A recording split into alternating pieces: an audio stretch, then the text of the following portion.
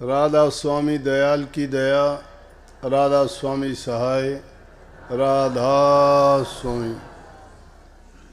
प्यारी साध संगत जियों, बुजुर्गों, माताओं, बहनों, भाइयों, बच्चों, जितने भी आप सत्संग लाभ के लिए उपस्थित हुए हो, शांति से बैठ के सत्संग लाभ उठाएं।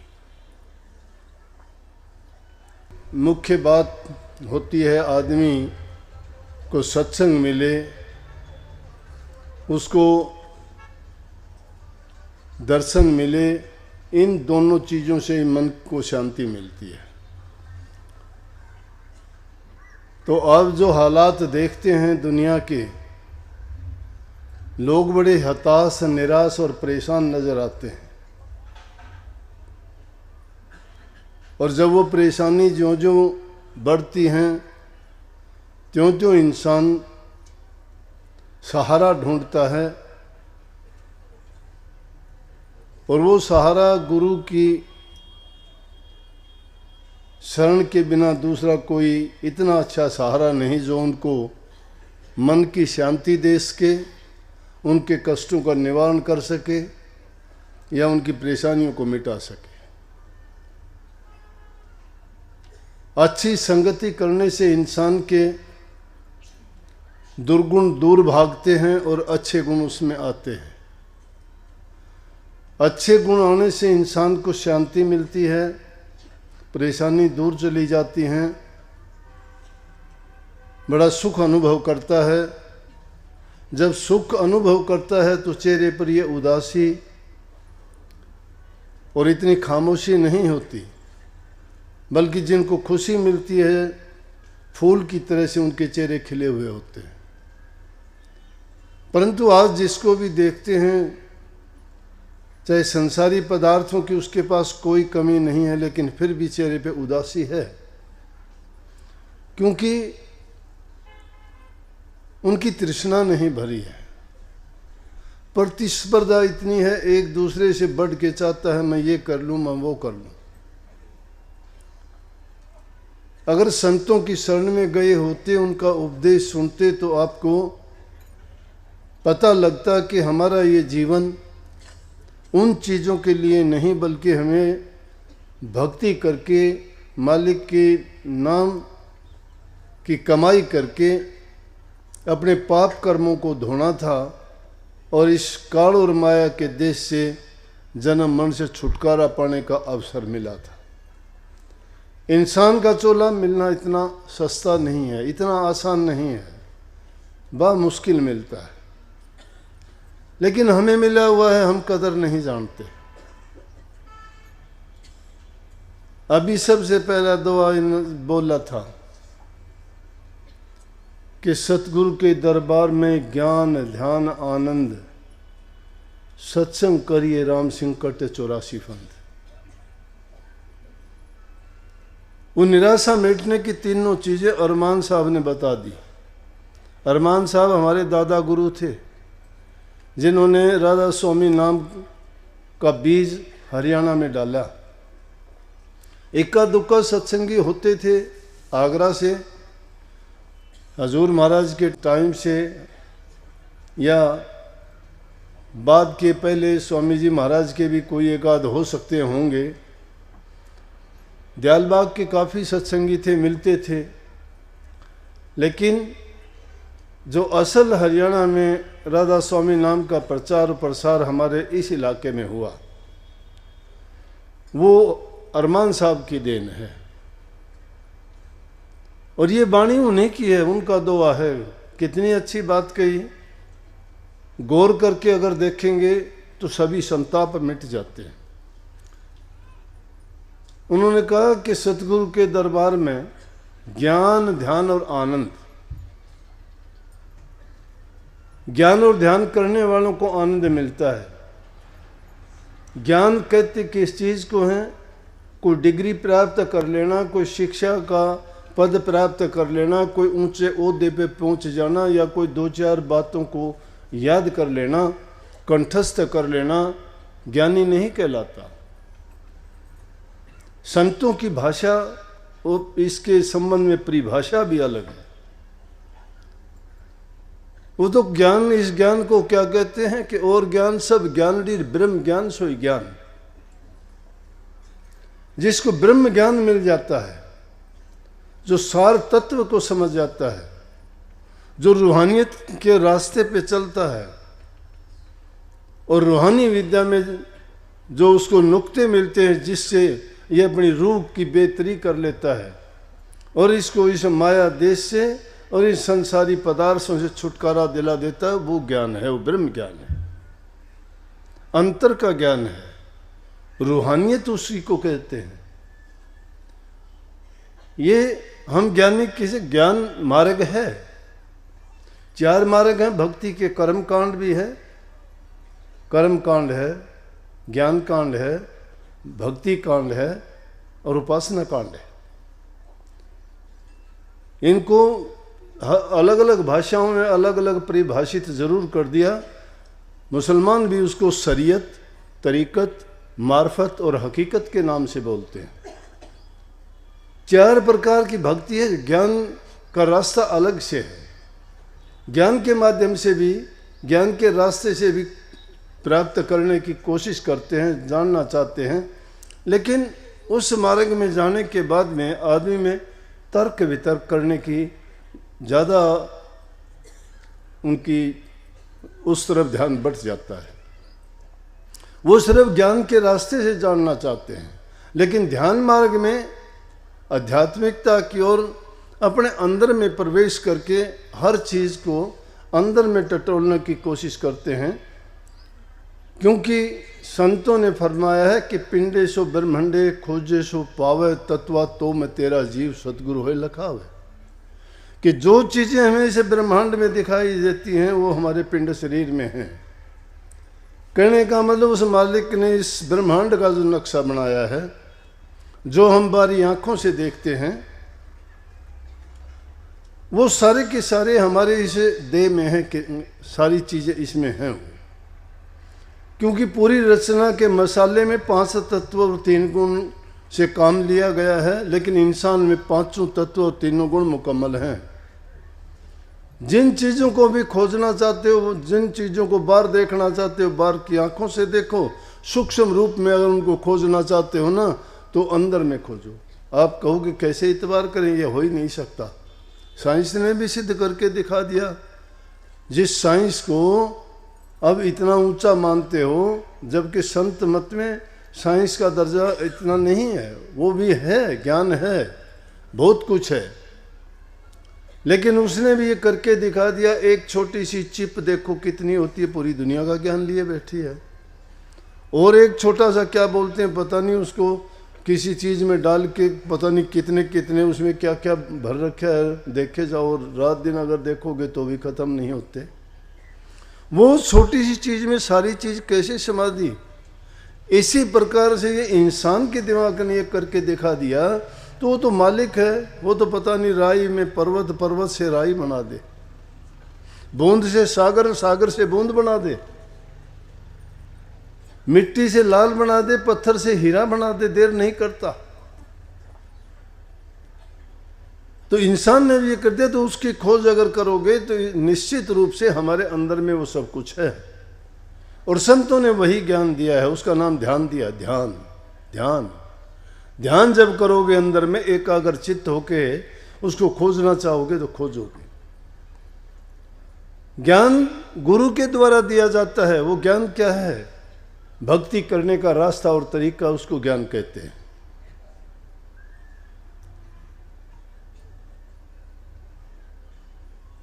अल्लाह अल्लाह दी गलड़ी, अल्लाह अल्लाह की तो बात करते हैं, और वो क्या है? थोथी बातें हैं, जबान जबान से कहने से कुछ मिलता नहीं है।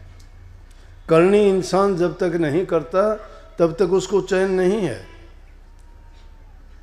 जब तक वो अंदर में प्रवेश नहीं करते तब तक आपको जानकारी नहीं होगी। कहने को बड़े हम कहते हैं कि हमने नाम ले रखा है, नाम लेके ना कभी उसका सुमरण किया, ना कभी उसका अभ्यास किया, ना कभी ध्यान में बैठे, ना हमने अपनी जांच और परख की कि हम पहले क्या थे अब क्या हैं, पहले हमें क्या कमियां थी अब कितना सुधार है। तो पाप कर्मों को किस प्रकार से आप अपने धो सकते हो? जब तक कि वो हमारे अंदर विद्यमान है, वो कचरा भरा हुआ है, जब तक वो हमारे अंदर में भरा हुआ है, वही बातें हमें कचोटती रहती है, परेशान करती रहती हैं, और वही परेशानियां हमारे चेहरे से और हमारी बातों से झलकती रहती हैं। इसलिए हमें चैन नहीं है एक पल का भी। परंतु संतों की चरण में जाओगे, संत कह देते हैं कि बनी बनाई बन रही और बनन की ना तुलसी, धोखा मत रहो मगन रहो मनमा।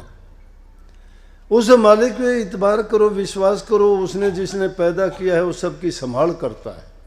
लेकिन इंसान अपनी बुद्धि से, अपनी चालाकी से सोचता है कि मैं जो करता हूँ, मेरी अपनी बुद्धि से, मेरी अपनी चालाकी चतुराई से ये सारे काम हो रहे हैं। लेकिन हमारे करने से कुछ नहीं होता। हाँ, कर्म हम करते हैं, कर्म करना चाहिए, कर्म की जांच करनी चाहिए, उस कर्म के फल और परिणाम को भी हमने सोच लेना चाहिए कि हम जैसा कर्म करते हैं उसका परिणाम क्या होगा।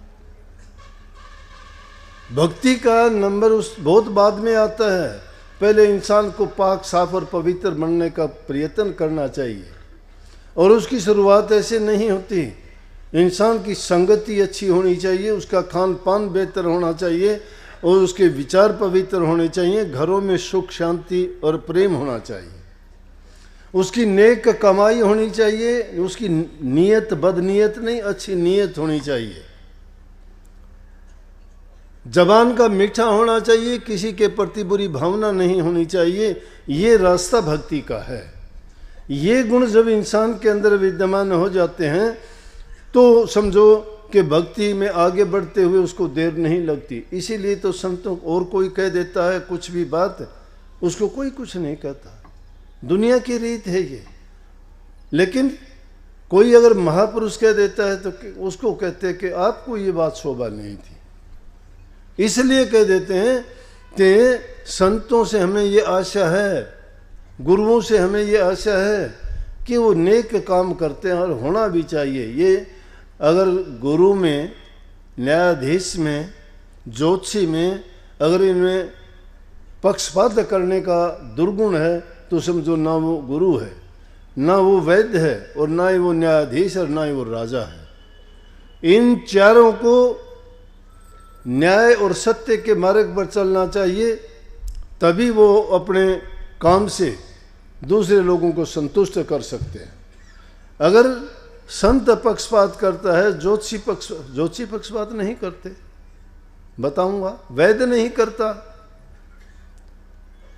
जब महाभारत का युद्ध होने लगा, युधिष्ठिर से पहले दुर्योधन जाता है सहदेव के पास में, और सहदेव बहुत बड़ा ज्योतिषी था अपने समय का, और उसको पता था कि तुम्हारी लड़ाई भी कौरवों के साथ है, युद्ध होना है कुरुक्षेत्र के मैदान में, सेनाएं दोनों ओर से तैयार हैं लड़ने के लिए। और जाके पूछता है कि सहदेव, जिसके साथ लड़ाई करनी है, उसी से कहता है, सहदेव मुझे बता कि लड़ाई युद्ध का शुरुआत कब की जाए, मुहूर्त बताओ। उसको मुहूर्त बता दिया कि इस मुहूर्त में अगर युद्ध की शुरुआत होगी तो तुम्हें उसका अच्छा लाभ मिलेगा। जब वो चला गया तो उसके कुछ टाइम के बाद में युधिष्ठिर चलता है उसके पास, कहता है, भाई सहदेव ये बताओ कि युद्ध में हम कब शुरुआत करें, मुहूर्त बताओ। बोला मुहूर्त तो एक ही था, वो तो बता दिया मैंने दुर्योधन को, ये है जिसके साथ युद्ध है। लेकिन वो ज्योतिषी है, उसने पक्षपात नहीं किया, नहीं तो उसको झूठ बोलता, कुछ भी कह देता। लेकिन युधिष्ठिर पूछता है, तो फिर ये बता कि जीत कैसे होगी, जीत का तरीका क्या है। बोला जीत उसकी होगी जो पहले शंख बजाएगा। मुहूर्त उसको बता दिया, लेकिन जीत का तरीका उसको बता दिया। उसने जीत का तरीका नहीं पूछा था, दुर्योधन ने जीत का तरीका नहीं पूछा था, युधिष्ठिर ने जीत के लिए पूछा, उसने मुहूर्त पूछा था, उसको मुहूर्त बता दिया और उसको जीतने का तरीका बता दिया कि जीत उसकी होगी जो पहले शंख बजाएगा। वैद्य की लीजिए, रामचंद्र जी और रावण का युद्ध होता है लंका में, लक्ष्मण जी मूर्छित हो जाते हैं युद्ध के मैदान में। रामचंद्र जी विलाप करते हैं कि हाय क्या हुआ, अब इस कैसे बचेगा, कोई तरीका नहीं, कोई वैद्य नहीं, कोई हकीम नहीं, किससे कहें। सब पछताने लगे कि कोई भी अब तो ऐसा उपाय नहीं है कि लक्ष्मण जी को जिंदा किया जा सके। विलाप जब कर रहे थे तो उसी टाइम हनुमान जी को बुलाया गया। हनुमान जी को बुला के कहने लगे कि वैद्य की जरूरत है, कहाँ से लाएं? बोला कि लंका में से ले आता हूँ। लंका नगरी के अंदर हनुमान जी जाते हैं और वैद्य का घर पूछते हैं। वैद्य को लेने के लिए कहते हैं कि वैद्य से कहने लगे कि इस प्रकार से श्री राम के भाई छोटे लक्ष्मण मूर्छित हो गए हैं और उसके लिए आपको जाके देखना पड़ेगा, दवा देनी पड़ेगी।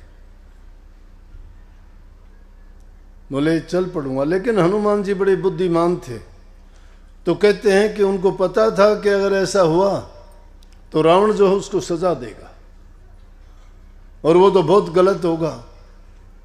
उन्होंने कहते हैं कि उसको घर के समेत ही उठा लिया। पहाड़ की बात तो इतनी उठा के कहते हैं कि हनुमान जी संजीवन बूटी के लिए पहाड़ ले आए, लेकिन उस वैद्य को बचाने के लिए क्या किया कि उसके घर समेत ही उसको पूरा मकान ही उठा के युद्ध के मैदान में ले गए। वैद्य जी चले गए, क्यों? इसलिए लेके गए मकान को, और हुआ भी। रावण ने अपने सैनिकों को उनको भेजा कि देखो कि अपने वैद्य को तो नहीं लेके गए वो। उनको पता लग गया था कि लक्ष्मण मूर्छित है तो उनको ज़रूरत पड़ेगी वैद्य की, डॉक्टर की, हकीम की। तो जिस मोहल्ले में वैद्य रहता था सब घूम के चले गए, उसका घर ही नहीं मिला। बोले रहता तो यहीं था, लेकिन वो पता नहीं कहाँ गया, उसको घर ही नहीं मिला। और वहाँ वैद्य जाके कहने लगा, अगर वैद्य चाहता तो कहता कि हमारे राजा से तो युद्ध है और मैं तेरे भाई को क्यों ठीक करूं। लेकिन नहीं, वैद्य ने वैद्य धर्म को निभाया। ये मर्यादाएं होती हैं। क्या हम सत्संगी बन के अपनी मर्यादाओं का पालन करते हैं? आज जिसको देखो वफादारी नहीं है किसी के अंदर। जिसका हित करते हो दुश्मन बन जाता है, जिसकी भलाई करते हो वही तुम्हारे साथ दुष्टता करता है। दूसरा नहीं करता, जिसका हित करते हो वो करता है। जितना जिसका ज्यादा भला करते हो उतना ही बड़ा दुश्मन बनता है। क्या हो गया इस देश में? कहाँ गई शांति, कहाँ गायब हो गई? दुनिया का सिरमौर था धर्म के, मर्यादाओं में, अपनी संस्कृति में जाना जाता था। यहाँ अतिथि को देवता मानते थे। अब तो भाई भाई का गला काटने को तैयार है। कहाँ गए अच्छे संस्कार? इतने धर्म यहाँ हैं, इतने प्रचार यहाँ होते हैं, इतनी कथाएं इतनी होती हैं, इतने संत महात्मा रात दिन लगे रहते हैं, फिर भी बदलाव क्यों नहीं आता? किसी एक चीज से बदलाव नहीं आएगा। हमारा सब का सब वातावरण खराब है, हमारा खान पान अशुद्ध है। जिस हवा में सांस लेते हैं वो भी अशुद्ध है, जो पानी पीते हैं उसमें भी जहर मिला हुआ है, जो दूध घी मक्खन जो भी चीज़ जीवन चलाने की है अनाज तक की सब विषाक्त है, सब में जहर है। अपने लालच के लिए, अपने लाभ के लिए, अपने स्वार्थ के लिए हर आदमी ने, चाहे कोई किसान है, चाहे कोई डॉक्टर है, चाहे कोई इंजीनियर है, चाहे कोई भी व्यवसाय करता है, वो ये परवाह नहीं करता कि तेरे ऐसा करने से कितना नुकसान होगा, कितने लोगों को रोग होंगे, कितनी बीमारी लगेंगी, कोई परवाह नहीं करता। किसान खाद पे खाद डाले जा रहा है, जहर की सपरे पे सपरे किए जा रहा है, नए नए रोग, नई नई बीमारियां, जवान जवान बच्चों की मौत हो रही हैं। 20-25 साल की उम्र में हार्ट अटैक पता नहीं लगता, स्वस्थ है, बैठा रह जाता है। विचार नहीं मिलते, भाई भाई के नहीं मिलते, पिता पुत्र के नहीं मिलते, सास बहू के नहीं मिलते, बहन भाई के नहीं मिलते। कारण क्या है? यही कारण है, हर चीज अशुद्ध हो गई। हमारे खून में वो चीजें इतना विषाक्त हो चुका है कि हमें अपने आप से भी, ये नहीं दूसरों के साथ, हम अपने आप से भी नफरत करते हैं लोग, काफी लोग तो। सुसाइड करने का क्या मतलब, वो तो अंत अपने आप होना। कितने लोग सुसाइड कर जाते हैं, कोई फांसी लगा लेता है, कोई पानी में कूद जाता है, कोई स्प्रे पी के, कितनी घटनाएं होती हैं रोजाना। इन घटनाओं का कारण आखिर क्या है? यही कारण है कि हमने सब मर्यादाओं को लांघ दिया। लेकिन बात मैं कह रहा था, वहाँ पे वैद्य ने ये कहा, भाई मेरे पास दवाई तो है नहीं, लेकिन मैं दवाई बता देता हूँ। और ये इतने भयानक रोग है इनको कि अगर दिन उदय होने से पहले वो दवाई नहीं मिली तो लक्ष्मण जिंदा नहीं रह सकता। कैलाश पर्वत पे दवाई मिलेगी, संजीवनी बूटी, और उसको दिन निकलने से पहले लेके आए। हनुमान जी बोले मैं अब लेके आता हूँ। हनुमान जी रात रात में जाता है, दवाई की पहचान नहीं होती, उस पर्वत का हिस्सा ही उखाड़ के ले आता है और वैद्य के सामने रख देता है, जौन सी है वो पहचान ले और ये दवाई दे। और उसने दवाई दी और दवाई देते ही ठीक हो गए। ये वैद्य का काम था। वैद्य अपनी मर्यादाएं नहीं लांघते थे, पालन करते थे उन नियमों का, बातों का। आज तो हम इंसानियत की बातों का ही नहीं करते। कितने लोग मेरे पास आते, कोई आके कहता है मेरे पैसे लेके मुकर गया, क्या कहता है किसको दिए थे, मेरे को दिए नहीं। कोई कहता है इतने नहीं दिए, कोई किसी की ज़मीन को, कोई किसी के प्लाट को, कोई किसी के मकान को घेर लेता है, कोई कुछ है, कोई कुछ। अजीब अजीब बातें हैं।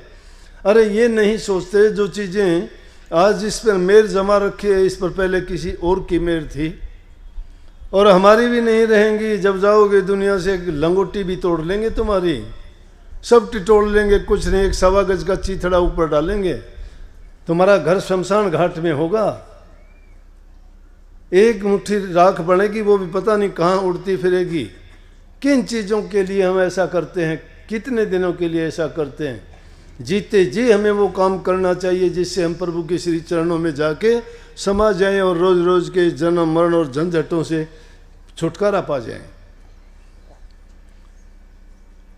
तो ये है वैद्य का, राजा का काम। राजा को न्याय करना चाहिए। अगर अन्यायी राजा है तो उस राज्य में रहना नहीं चाहिए।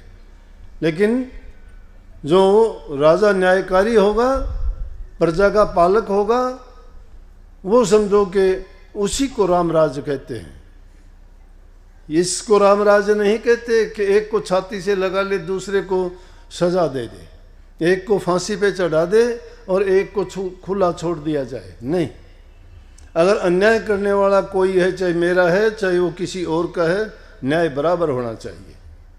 न्यायाधीश होके न्याय बराबर करे, राजा होके सबसे समान व्यवहार करे, क्योंकि प्रजा उसकी संतान होती है। जिस प्रकार से माँ बाप अपनी संतान से कोई भिन्नता नहीं रखता, सबसे उनकी हैसियत के अनुसार प्यार करता है, उसी प्रकार से राजा को भी अपनी प्रजा से प्यार करना चाहिए।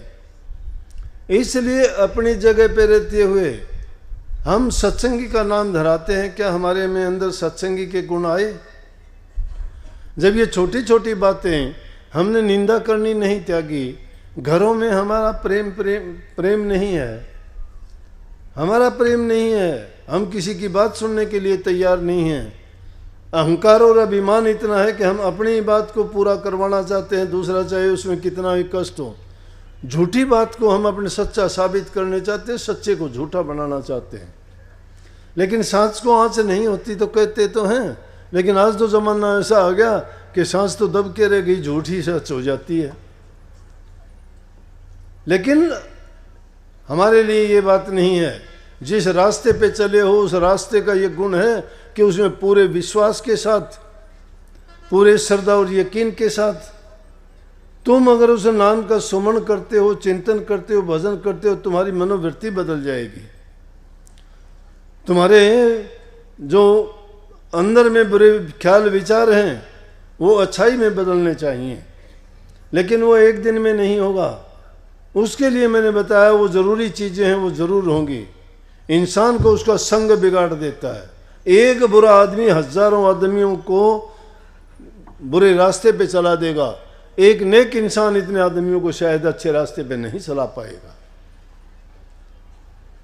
नेक करने वाला करता है, लेकिन नेकी करने की बात तो मैं कितनी बार कहता हूं, तुम मिट्टी से ईंटें बनाते हो, पत्थर को पीस के सीमेंट बनाते हो, कितनी मेहनत करके मकान खड़ा करते हो, महीनों सालों लगा देते हो बनाने में, लेकिन जब गिराने लगते हो तो मिनटों और घंटों में उसको गिरा देते हो।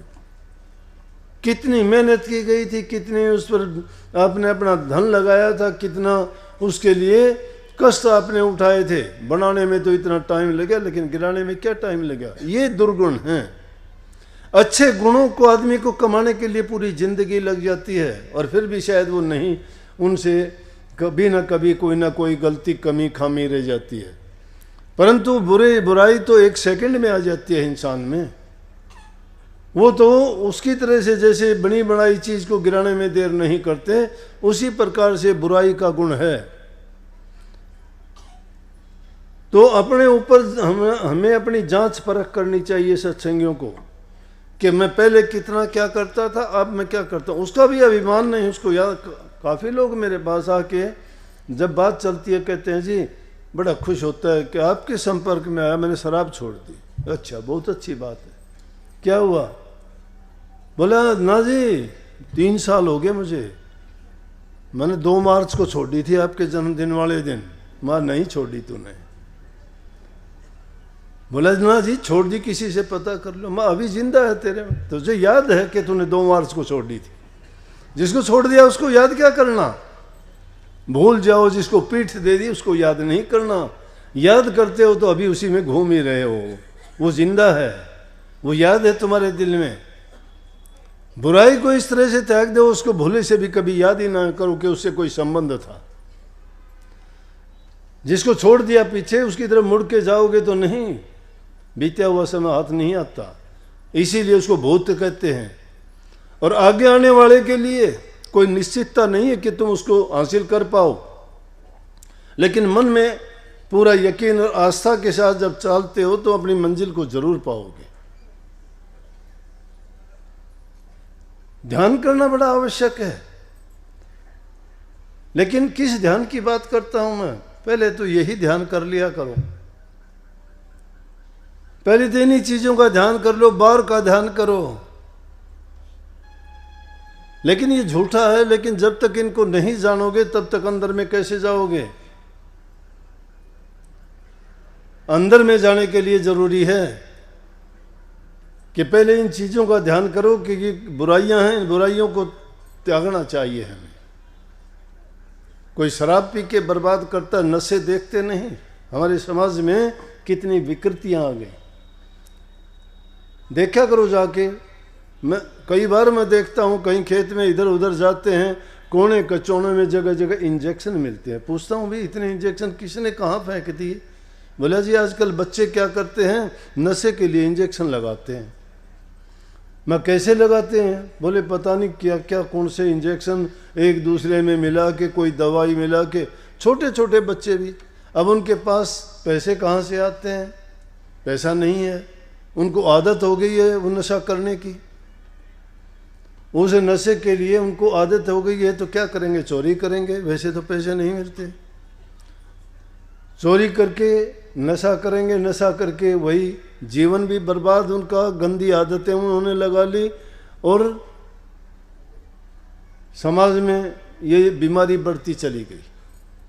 अरे माँ, ये नहीं, ये सुरापान कभी आदिकाल से था। राक्षस लोग पिया करते इसको, इंसान नहीं। ये 2 जाति हमेशा से रही हैं। दानव और मानव थे, राक्षस और देवता थे। तो अब भी हमारे बीच में ही राक्षस भी हैं। वो राक्षस योनि के जो लोग हैं, उस योनि के लोग राक्षसों वाला काम अब भी करते हैं, जानवरों का गला काटते हैं। अरे इतनी सब्जी के आपको दुकान नहीं मिलेंगी, इतनी अंडे की रेडी मिलेंगी बाजार में जाके देखोगे। अब गांव गांव में भी देखते हैं, जगह जगह जो है जीव मारने के लिए छोटे छोटे खोखे रखे हैं, खुल्लम खुल्ला सड़कों के ऊपर जीव हिंसा होती है, हत्याएं होती हैं। दया कहाँ होगा, धर्म कहाँ रहेगा? अधर्म फैलता चला गया, पाप फैलता चला गया, जुल्म बढ़ता चला जाता है। दया तो गई, करने वाले की भी गई, देखते देखते आदमी को भी वो आदत हो गई है, वो भी देखते देखते उनको भी अब परवाह नहीं है कि करते हैं, करते रहेंगे। अब करें तो मजबूरी है, क्या करें। लेकिन उनका इलाज कबीर साहब ने बड़े सहज शब्दों में बता दिया कि भाई, अंग्रेजी में तो what can not be cured must be endured, जिस चीज़ का इलाज नहीं है वो तो बर्दाश्त करना पड़ेगा, मजबूरी है। और कबीर साहब ने ये कहा, कबीर साहब के सामने एक वक्त में ये बात चली थी, क्योंकि संत महात्मा जब भी आते हैं वो ऐसी जगह में आते हैं जहाँ अधर्म पाप कर्म ज़्यादा फैलते हैं। कबीर साहब काशी जी में रहते थे, वहाँ वैश्याओं का मोहल्ला था। स्वामी जी महाराज आगरा में पन्नी गली में प्रगट हुए, वहाँ भी वैश्याओं का मोहल्ला था पास में। तो कबीर साहब के को देख के कहने लगे, कहीं तो बूचड़ खाना था, जानवरों को मारते थे, कहीं वैश्याओं के कोठे थे। कबीर साहब से, और कबीर साहब का वहाँ एक तारा बजता था, शब्द गाते थे, प्रवचन होते थे, प्रचार करते। कबीर साहब से आके कहने लगे कि कबीर साहब, क्या आप किस जगह पे रहते हो इन पापियों के बीच में, क्या आपका सत्संग, क्या आपका प्रचार, क्या काम आया? कबीर साहब बोले कि कबीरा तेरी झोपड़ी गढ़कटियन के पास अपनी अपनी करनी जाएंगे, तू क्यों भया उदास। कि वो अपनी करनी करते, वो अपनी करनी जाएंगे, मेरा ध्यान उनकी तरफ नहीं है। मैं अच्छा करने में मेरा जो ख्याल है, मैं अच्छा करता जाता हूँ। वो अपनी करनी जाएंगे, मैं अपनी करनी जाऊँगा। लेकिन कर्म सुधारने से सुधरता है। जब तक आदमी के मन में गलानी नहीं होती है, आत्म गलानी जिसको नहीं है, वो आदमी कभी भी नहीं सुधर सकता। अपने कर्म से जिसको आत्म गलानी हो जाएगी, और मैं कहता हूँ अच्छे रास्ते पर चलते हुए को तुम्हें अगर रोकने वाला तुम्हारा भाई है, तुम्हारा पिता है, तुम्हारी माँ है, तुम्हारी पत्नी है, तुम्हारे बच्चे हैं, तो उनको भी छोड़ने में संकोच नहीं करना, बेशक छोड़ दो। प्रभु की भक्ति से बढ़ के कोई चीज़ नहीं है। ऐसे ऐसे संत महात्माओं को आपको अनेक उदाहरण मिलेंगे कि उनका जब विरोध किया गया तो माने ही नहीं। मीरा जी के साथ में नहीं हुआ क्या? मीरा जी को उसके देवर राणा जी ने कितना दुख दिया, कितना कष्ट दिया, लेकिन ज्यों ज्यों कष्ट दिया त्यों त्यों वो निखरती चली गई, क्योंकि उसको लगन सच्ची थी, कपट नहीं था, झूठी भक्ति नहीं थी। उसके हृदय में सच्चा प्रेम, सच्ची भक्ति, सच्ची लगन। और जिसकी सच्ची लगन और बिरे पक्की होती है, उसको कौन रोक देगा, मोड़ देगा। वो दुनिया को मोड़ने वाला बन जाएगा। उसने जहर को भी अमृत बना दिया। लेकिन एक बार में उसको ऐसा कष्ट हुआ, और तुलसीदास जी उनके समकालीन थे। तुलसीदास जी को पत्र लिख के भेजा उन्होंने कि हमें लिख के बताइए आप, हमारे अपने ही ऐसे दुश्मन हो गए हैं, मैं क्या करूं। तो तुलसीदास जी ने उनको लिख के भेज दिया कि जब अपने दुश्मन हो जाएं तो उनको घर त्याग देना चाहिए, उनका संगति छोड़ देनी चाहिए। विभीषण का भाई रावण था, उसने उसके साथ गलत करता था। अरे प्रभु की भक्ति करने वालों को हनुमान जी लंका को फूंकते हैं, सारी लंका धो धो करके जलती है, विभीषण का घर नहीं जलता। राम भगत है वो, प्रभु की भक्ति करता है, एक घर बसता है। ये नाम की शक्ति, नाम की ताकत है। तुम नाम जपते हो, तुम्हारा अपना आपा ही नहीं सुधरता। तो कहने लगे कि देखो, रावण को छोड़ दिया उसने, अपने सगे संबंधी, यारे प्यारे भाई बंधु, माँ बाप अगर तुम्हारे रास्ते में बाधा बनते हैं, उनकी ना मानो, क्योंकि वो तुम्हें उस बुराई की ओर धकेलना चाहते हैं।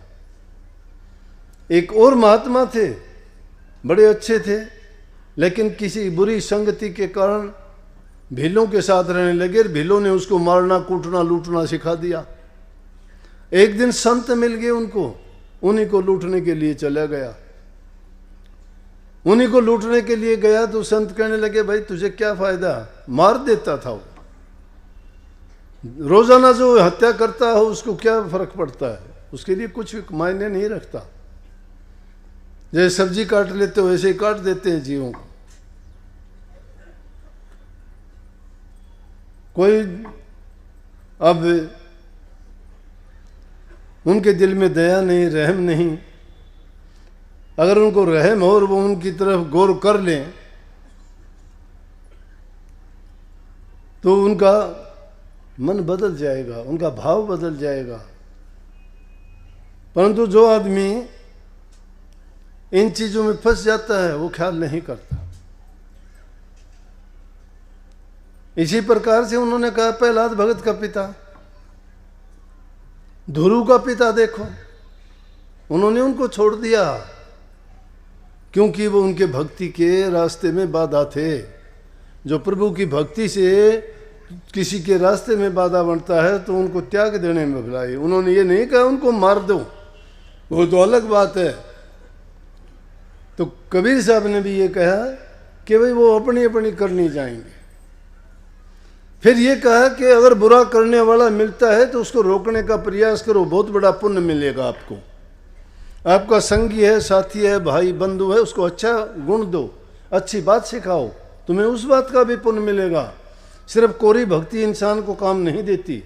अगर इंसान एक आदमी को भी बुरे रास्ते से हटा के सही रास्ते पे लगा दे तो उसको बहुत बड़ा सगुन मिलता है, उसके बदले में बहुत बड़ा उसको इतनी शांति मिलती है कि अंदर से वो आदमी सोचता है कि मैंने कोई तो नेक काम किया इस दुनिया में आके, और नहीं तो इस पृथ्वी पर हम भार हैं, कोई नेकी का काम नहीं करके गए तो हमारी तरह और जीव जंतु भी आए हैं, उनकी तरह हम भी यूं ही घूम घुमा के चले जाएंगे, क्या फायदा। कबीर साहब ने बहुत सुंदर बात कही कि बेते को मत बैण दो, गए के राखो ठोड़।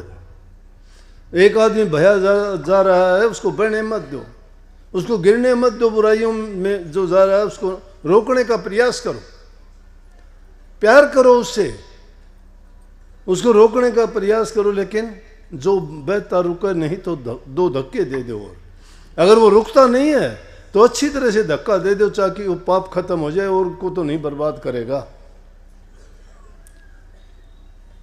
हमारा प्रथम कर्तव्य है कि उसको सुधार करने की कोशिश करें। दुनिया में आए हैं तो कुछ नेकी करके जाएं। तुलसी साहब कहते हैं रे मन भला ना कर सके, बुरी पंथ मत जा, अमृत फल चाखा नहीं तो विष फल का है खा। अगर तुम अमृत फल चखना नहीं चाहते हो तो जहर को भी क्यों खाते हो। प्रभु के नाम में बड़ी शांति है, लेकिन वो नाम जिस जबान से तुम जपते हो उससे कुछ नहीं होने वाला।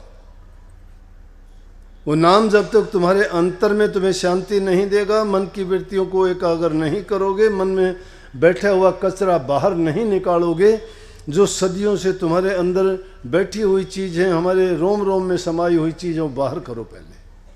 और कभी ये सोचते हो कि हम नहीं कर सकते, ये निर्बल दुर्बल और बहुत ही कमज़ोर विचारों वाले आदमियों के ख्यालात हैं। अपने विचारों को शक्ति दो, हर इंसान कर सकता है। मैं कहता हूँ अपनी आत्म शक्ति को जगाओ, अपने आत्म बोध, अपनी स्वाभिमान को खोजो। अभिमानी ना बनो लेकिन आत्म सम्मान को भी ना खो। इंसान में बड़ी शक्ति है, देवी देवता भी वो काम नहीं कर सकते जो इंसान कर सकता है। इंसान ने जिस काम में बुद्धि लगाई, बड़े बड़े काम किए। आज साइंस की खोज देखो क्या क्या कर दिया, देख देख के हैरानी होती है। बोलता यहाँ हूँ, आवाज़ देखो कितनी दूर तक सुनती है। ये साइंस का तो है। ये देखो दिखा यहाँ रहे हैं, पता नहीं कितने लोग इसको देख रहे हैं। हम कहाँ बैठे हैं, वो कहाँ बैठे हैं, कोई तार नहीं जुड़े हुए, कोई शीशे नहीं लगे हुए, लेकिन कितनी दूर तक ये इस इंसान की खोपड़ी ने खोज करके कर दिया। लेकिन वो चीज़ अंदर थी, वो बाहर करके न खोज करी। तुम्हारे अंदर में वो शक्ति है, हर इंसान के अंदर है। हमारी शक्ति किसी ने छीनी नहीं है, उस शक्ति को जगाने की जरूरत है। इसी प्रकार से अध्यापक गुरु शिष्य को देता नहीं, उसकी शक्ति को जगाता है, उसके अंधकार को मिटाता है, उनके पर्दों को उठाता है, इसीलिए उसको गुरु कहते हैं। इसलिए कहते गुरु के पास बार बार जाओ, बार बार सत्संग सुनो। जितनी बार सुनोगे कभी ना कभी तो तुम्हें ख्याल आएगा कि हाँ, हमें सोचना चाहिए अपने जीवन के बारे में। परंतु हम सोचते कब हैं, जब किसी लायक नहीं रहते, फिर उससे कोई फायदा नहीं होता है। जीवत समझो जीवत बूझो जीवत मुक्ति निवासा, मोए मुक्ति बतावे गुरुआ झूठा दे विश्वासा। जीते जी समझो जीते जी बूझो। अगर कोई इंसान सोचता है कि मरने के बाद में मुक्ति हो जाएगी, नहीं, कोई विमान आने वाला नहीं, आपको लेके जाने वाला नहीं। जीते जी इंसान को पता लगेगा। बुराइयों को जब त्याग दोगे, अंदर से स्वच्छ हो जाओगे, तुम्हारे मन के ऊपर कोई वजन नहीं, कोई भार नहीं, अंदर से साफ और पाक हो। सब जानते हैं कि एक दिन अंत आना है, भरोसा भी नहीं है कब आना है, लेकिन उससे पहले कुछ करते नहीं, सोचते नहीं। यहां बैठे बैठे ही अगले पल का नहीं पता, फिर भी हम नहीं हटते हैं बुरा करने से। आने वाले का तो पता है, उस दिन आएगा। जब आपको माताओं को जब बच्चा होने वाला होता है, बता देती हैं कि 9 महीने में होगा, अब 8 महीने रह गए, अब 7 रह गए, अब 6, 5, 4, 3, 2, अब 9वां महीना आ गया, अब बच्चा हो जाएगा। लेकिन मरने वाले का नहीं पता, वो 9वें में मरेगा, 8वें में, 7वें में, 2 बरस में या 6 बरस में, उसका नहीं पता है। जब नहीं पता है, अनसर्टेन है उसके बारे में, फिर हम इतने गाफिल क्यों? इसीलिए कबीर साहब ने एक वाणी में कहा, गाफिल कैसे रे तेरे सिर पर गरजे बैरी काल। बैरी काल, ये समय तुम्हारे सिर के ऊपर गरज रहा है, बता रहा है, पल पल करके बीत रहा है।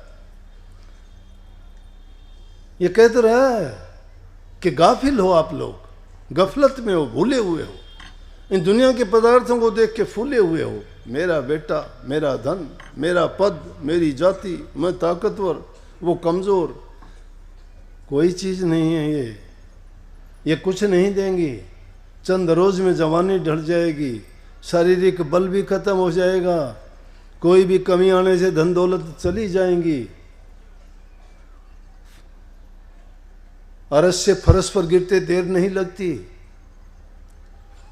इसलिए इंसान को संतुलन बना के प्रकृति में रहना चाहिए। प्रकृति संतुलित है, ये भी संतुलन पर आधारित है।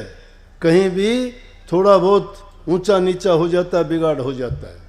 कभी सुनामी आ जाती है, कभी तूफान आ जाते हैं, कभी बरसात बर्बाद करती है, तो कहीं आंधी आती है, तो कहीं रोग आके ऐसे घेरते हैं। पिछले दिनों नहीं देखे, छिपते फिरते थे, घरों में बाहर नहीं निकले, सांस लेने तक की दिक्कत हो गई थी, मुंह पर पट्टियां रखते थे।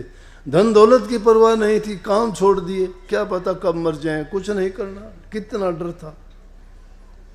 वो सामने दिखाई देता था, लेकिन जब वो डर हटा तो फिर वही गाफिल, वही गफलत, वही हेरा फेरियां, वही चालाकियां, वही अपनी पुरानी आदतें दोहरानी शुरू कर दी। साथ हमारा हमारे कर्मों ने देना है, अच्छे कर्मों ने देना है। और जो बुरे कर्म करते हैं उनको परिणाम यही मिलता है। देख लेना, अगर कोई किसी का बुरा करता, कभी भला नहीं पाया उसने, उसको डबल सजा मिलती है। यहां भी मिलती है, यहां का कानून भी सजा देता है दुनियादारी का, और जब छूट के जाता है तो धर्मराज भी उसकी हाजिरी में पूछ लेता है, आ जा तुम भी सामने। वो भी उसके सारे कर्मों को टिटोड़ के फिर कहता है। देखते नहीं कितने अंधे लूले लंगड़े पैदा होते हैं, कितने अपाहिज बेवकूफ बिना दिमाग के पैदा होते हैं। अरे हमें तो सारी चीज बहुत मिली हैं, कितना सुंदर शरीर मिला, कितनी अच्छी ज्ञान इंद्री कर्मेंद्री मिली, चलना फिरना बैठना उठना हाथ पांव सब हमारे कितने अच्छे तरह से काम करते हैं। और उसके बावजूद हम कितने नालायक हैं कि उस मालिक को याद ही नहीं करते। कितने एहसान फरोमोश हैं, उसको भूले से भी याद नहीं करते। और कब याद करेंगे? जब ये सब इनकार करने शुरू हो जाएंगे, फिर उसको याद करने से क्या फायदा। परमात्मा से मिलने का यही एक रास्ता है, यही जीवन है। इस जीवन को बनाओ, सुधारो, और इससे अच्छा मौका नहीं मिलना। ये है संतों के संग में ज्ञान ध्यान और आनंद। वो ज्ञान की बातें सुन के ध्यान अगर करोगे, उन पर ध्यान करना यह है कि हमें ये काम निषेध है वो नहीं करने चाहिए, जिनसे हमें लाभ मिलता है वो करने चाहिए। ये ध्यान बाहर का है। अंदर का ध्यान जो है मन की वृत्तियों को रोकना है, अपनी जांच पड़ताल करनी है, श्वास की क्रिया पे ध्यान लगा के जब तुम नाम का सुमरण करते हुए, ध्यान करते हुए अभ्यास करते हो, तो वहाँ तुम उन रूहानी दर्जों में जो जो ऊपर बढ़ते चले जाओगे, सूक्ष्मता में जो जो आगे बढ़ोगे, तुम्हें रोज़ाना मरने का तरीका आ जाएगा। फिर रोज़ रोज़ का मरना रोना झींकना खत्म हो जाएगा। फिर ये योनि ऊंची नीची कोई कुछ नहीं, इसी जीवन में तुम्हारा कल्याण, तुम्हारी मुक्ति और सब लेखा जोखा पूरा हो जाएगा। इसीलिए एक वो वाणी है बहुत अच्छी, जी करके भतेरा देख लिया, मरने की कर लो तैयारी। मरने की तैयारी ये नहीं कि हमने कोई आत्मघात कर लेना है। मरने की तैयारी है ध्यान की अवस्था। मरने की है कि अहम का त्याग देना, अभिमान को छोड़ देना, मैंपना खो देना, किसी बात का अभिमान नहीं करना। मैं अमीर हूँ, मैं ताकतवर हूँ, ऊंचे कुल का हूँ, मेरा ओहदा बड़ा ऊंचा नहीं। सबके ऊंचे बड़े हम इंसान हैं। कोई जाति भेद ना करो, हम भाई भाई हैं, सब में एक खून है, एक ही परमात्मा की संतान है। लेकिन मरने का तरीका क्या है? वो मरने का तरीका जब इंसान को आ जाता है, क्या कही, एक बात कहूँगा कान में, सुन मन कर रखिए ध्यान में, इस रणभूमि के मैदान में बाजे से तेग दुधारी। यहाँ अच्छे रास्ते पे चलते हुए बहुत रोकने वाले मिलेंगे। ये रणभूमि का मैदान है। यहाँ तीर तपक से जो लड़े सो तो सूर ना होए, माया तज करनी करे सूर का हावस होए। सूरवीर वो है जो इस माया को तज के, संसार के पदार्थों से, मोह के बंधनों से निकल के करनी करे। नाम का सुमन, ध्यान, भजन, प्रभु की याद हमेशा बनी रहे, उसके सारे काम सिद्ध हैं। नानक साहब कहते उठत बैठत सोवत जागत नाम, कह नानक सिद्ध भय तिसके काम। जो उठते बैठते सोते जागते उस मालिक का सुमन चिंतन भजन करता है, उसके सारे काम सिद्ध हो जाते हैं। तो कहते हैं कि जो बात कहूँगा कान में, और उसको सुन के रखिए ध्यान में, उसको ध्यान में दे ले। यहाँ रणभूमि के मैदान में बड़ी तेग दुधारी चलती हैं, उनमें तुम्हें लड़ाई करनी पड़ेगी। मन का झगड़ा है, मन में झगड़ा भारी, साधो मन में झगड़ा भारी, बहुत झगड़ा है। कोई काम करने लगते हो, मन कहता है कर ले, लेकिन तुम्हारी बुद्धि कहती है अरे ना, तुम्हारी आत्मा कहती है ना ना गलत है। मन कहता है क्या है, दुनिया करती है, कर लेना। फिर कहते हो ना ना बहुत बुरा है, ये तो नहीं करना चाहिए। मन कहता है क्या तू कोई नई चीज करता है, कौन देखता है, कर ले। और मन की जीत हो जाती है। फिर मन करवा लेता है वो काम, इंद्रियों के द्वारे से करवा लेता है। चोरी करवा लेता है, जारी करवा लेता है, बदमाशी करवा देता है, और दूसरे हिंसक कार्रवाई करा देता है। कौन करवाता? मन करवाता है। और आगे क्या कहा कि उस जीवित मरने का तरीका क्या है?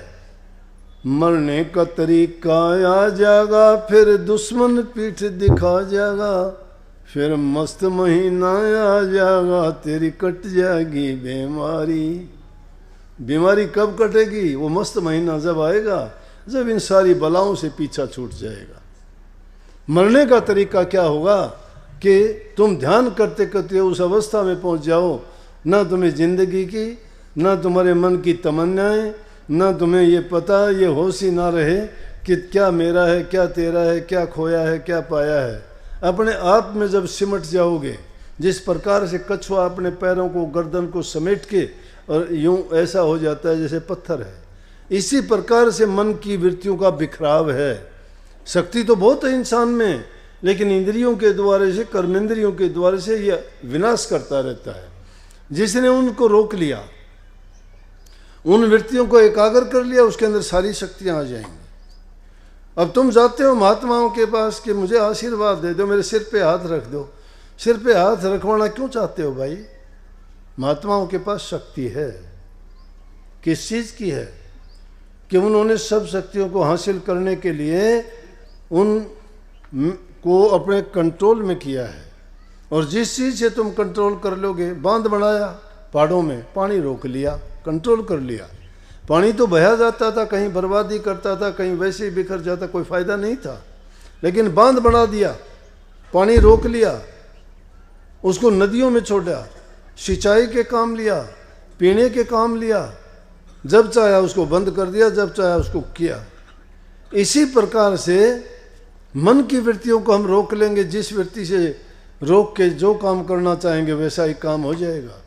आंखों की दृष्टि की सिद्धि करते हो तो आपके अंदर दृष्टि की सिद्धि आ जाएगी, ध्यान करने से आएगी। अगर सत्य का पालन करते हो और अपने वचनों को सच्चा और नाम का सिमरण करते हो तो वाक सिद्धि आ जाएगी।